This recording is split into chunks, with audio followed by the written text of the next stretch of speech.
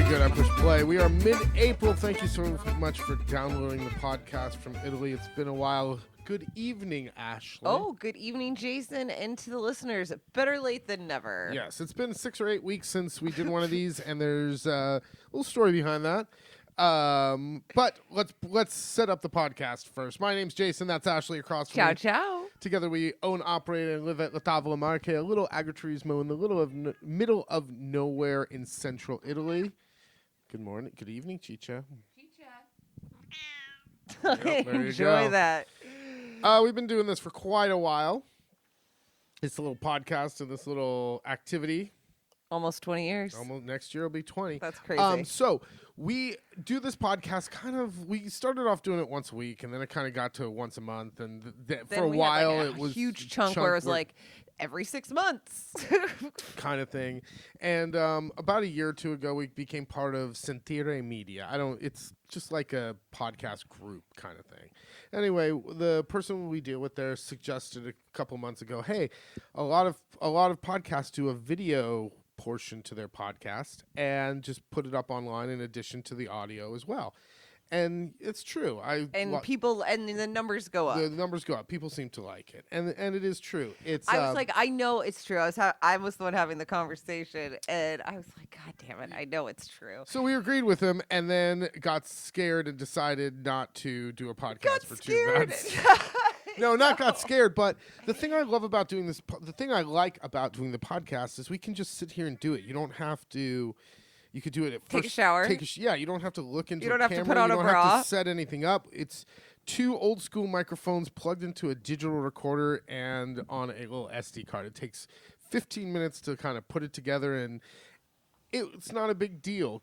And adding a camera element to it just makes it kind of like a thing. Well, also, it's the only thing that we put out, that we share with people, that is very much us uncensored.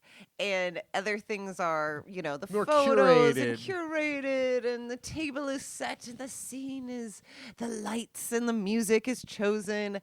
And the podcast, we're like, blah, and we just put it out there, and we do it in one take. There's no editing. No. There's sometimes a pause when Gaji calls for a weather check, but maybe we will do it. But it just halted us from doing the most recent one on time because we kept thinking, we've got to record it. And Jason is like totally someone weirdly like in his heart of hearts from Texas where he's like, let's do it big. We need 2 cameras. No, just do it on a phone. But what was I gonna say? I grew up. My family listened in the car to talk radio, so I like the talking part of it, where you kind of in your mind kind of create the setting that the host is sitting. You kind of. It's like reading a book, and you can have your imagination. You got your imagination, and then you see a film of the book, and it's like, oh, well, this isn't what it looks like because it's not how it was in my head. So if you see the 2 of us actually yapping on, it's like, ugh, that's who this is. Look at him. Plus, I stare off into space a lot when we do this. That's what I was going to call you out on. He was like, wait, then it means I have to actually like look at you as you're talking. Yeah, now I have to like pretend, feign interest sometimes. Sometimes I set the microphone down and just kind of lean back and pet the cat. And, she yammers on about whatever she's yammering on about. Speaking of, let's yammer on about what's been going on. Oh, man, I don't remember the last time we did this. Let's just take it back to, let's just say Easter. Let's start at Easter, yeah? It was even before that. But yes, let's just say Easter. So you made a bunch of Cresce di Pasqua. Yep, we made Easter the bread. traditional Easter bread. I passed them out. Little gifts for people on the road, yada, yada, yada. You also you did bacon again. We're trying to use the smoker one more time before the hot weather comes. So, yep, made a little bacon. Still got some in the freezer. And I think a smoked loin or something. What else? Don't You did remember. something else, but that was delicious. We had snow. We had another official, real snowstorm. 2-day snowstorm, which meant that Jason did not go to Is it Agriumbria? Yeah, I didn't get to go to the agricultural expo this year. I know. We had tickets and everything. Yep. It was just one day was snow, literally snow coming down, and the next day was just kind of crappy. It's like, I don't want to walk around outside. But And then Sunday was nice, but that was where it's too many people. It's like where's the parking? Yeah, where am I gonna park? I wanted to go Friday where it's just like school kids because all the local it's schools. not as crazy. No, Friday is usually when all the local schools do their like field trip to. She's gonna step on that to the agriculture expo. So it's just a bunch of kids walking around in big groups, and it's not the hordes of people that it is on the weekend. One moment. God damn this cat. Anyone want an elderly cat that's a real pain in the ass? Just doing it all. Speaking of cats, a little shout out to Boy Cat. We lost our Boy Cat. Showed up about 17 years ago. 17 Something years like that. Just showed up as a little kitten, just crying on the doorstep, and let him in. No, he would just be sleeping. He would be sleeping, but I'd shoo him away. And Totally, and he'd come back, and then the girl cats would let him in and let him eat. Turned out the best cat, him and Mama. So he passed on, had a great life. Rest in peace, sweet Boy Cat. Yep. 17, 18 years. Oh, he lived a great life. Yeah. Good life. Great cat. Speaking of what was going on before the snow. Speaking of. You did get something done before the snow came. That was pretty impressive. Oh, man. And it was your first ever Facebook score. Yep. I do not Facebook Marketplace to me in Italy. I don't know about Facebook Marketplace where We've you are. We've talked about it before. It's kind of it's kind of scammy. Well, like the single flip-flop. Yeah, it's kind of weird. I've never really had much luck. And yet you've never stopped looking. No, I always look at everything. But I finally found the last piece of equipment for the tractor to now I can complete the whole cycle of work on to get the garden ready to plant, and I found it at the last minute. It's called a power harrow or an erpice rotante. You should look that one up.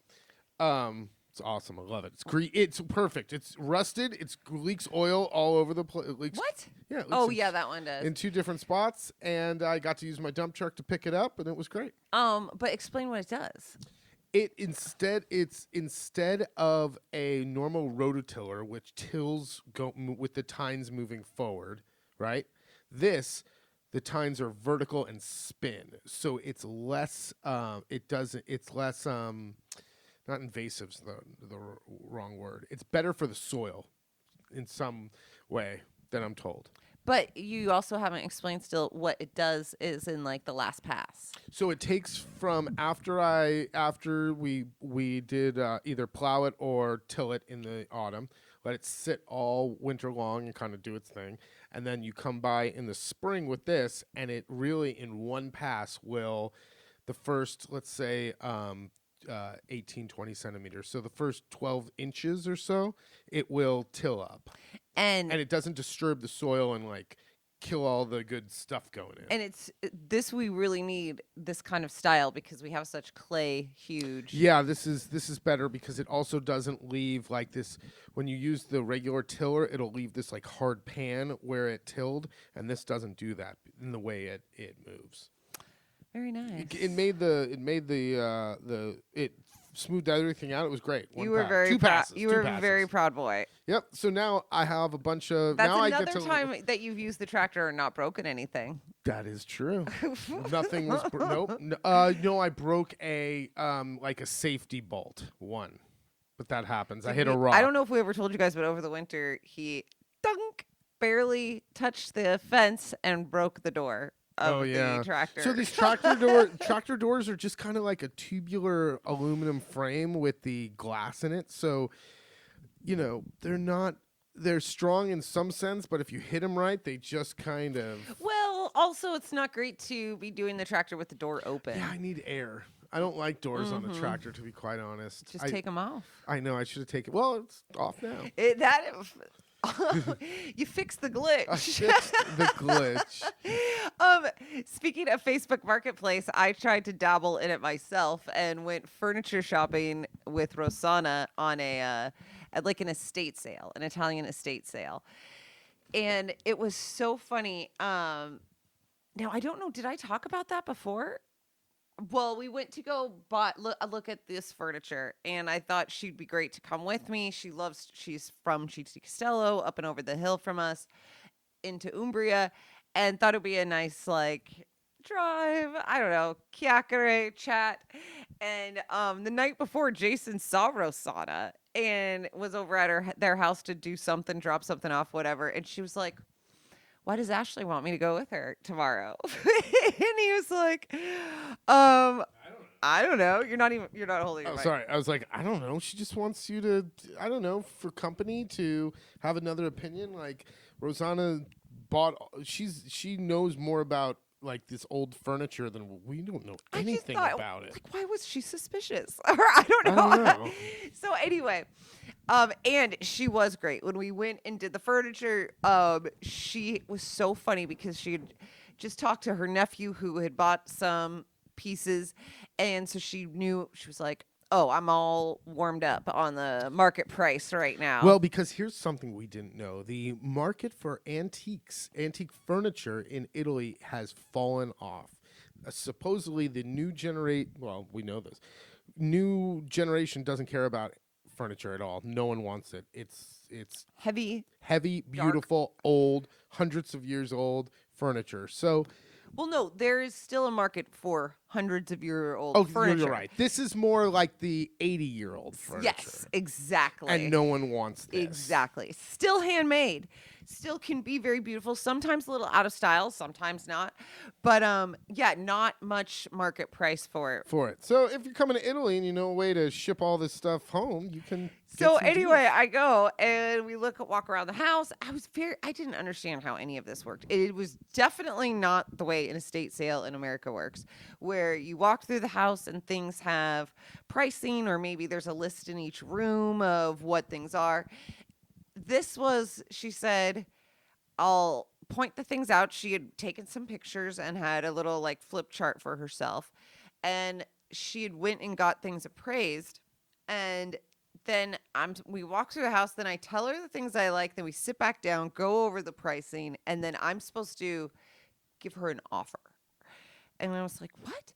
Normally in here, you would put everything together, say, here's the 5-10 pieces I'm interested in. Now you give me your best price. Like, what? And so she wanted me to give her an offer. I was not prepared to. I said, you send me your offer. But I guess I was wrong because Rosanna told me that was the way to do it. I should have given her a price. But what was hilarious is as she's giving me, sitting there trying to give me each price of everything, Rosanna says, you know, I have a house full of this furniture and it's not worth anything. And she starts talking about how worthless this furniture is and how her nephew just bought a credenza and it was only 100 euros and it looks just like one of these and your prices are way too high. But what do I know? I'll keep my mouth shut. I just was going to let you know what I thought. And the lady kept referring to Rosanna as my mother-in-law, which I thought was hilarious. But I ended up not getting anything. This lady's prices were off the charts. Then I'd ask about, or Rosanna would ask about one or two other small things, and she'd say, oh, well, that would just be for free. I would just throw in for free. And it was like, well, I'm more interested in some of these quote unquote free things than your actual pricing for some of the big furniture. And when she went to give me the estimate or her bid on via WhatsApp, Rosanna, as we walked out, said, yeah, and make sure, don't include the free quote unquote free stuff. Like, no one cares about that. Like, we just want to know the real price for the things. Ended up not doing any of it, but it was still a fun day with Rosanna. Went back to Città di Castello with her to visit her cousin, and Rosanna is filled with hilarious like zingers, and curiosities of like, how does someone who's turning 80 think that? We were chatting about something came up about chickens and eating chicken, and that she bought a chicken recently and it was just too white. Like the color of the meat was so white. And she said, I like my chickens a little darker, a little more yellow. The yellow tint, yeah. And she said, she looks at me and she goes, maybe she didn't get enough sun.